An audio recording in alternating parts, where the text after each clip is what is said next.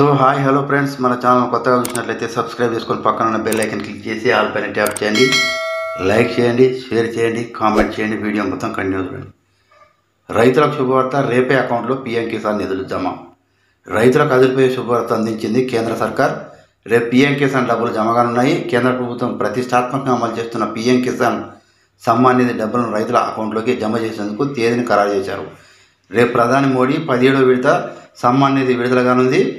ప్రధానమంత్రి బాధ్యతలు స్వీకరించాక తొలిసారి రేపు నరేంద్ర మోడీ తన సొంత నియోజకవర్గ వారణాసిలో పర్యటించబోతున్నారు. ఈ పర్యటనలో భాగంగా రైతుల ఖాతాల్లో నగదు జమ అవుతుంది. లక్షలాది మంది రైతులకు పెట్టుబడి కోసం అనేది ఇబ్బంది పడకుండా కేంద్ర ప్రభుత్వం ఈ పథకాన్ని అయితే తీసుకొచ్చింది. ప్రస్తుతం ఈ ఖరీఫ్ సమయం ప్రారంభం కావడంతో రైతుల పెట్టుబడి ఇది బాగా ఉపయోగపడుతుందని చెప్పవచ్చు.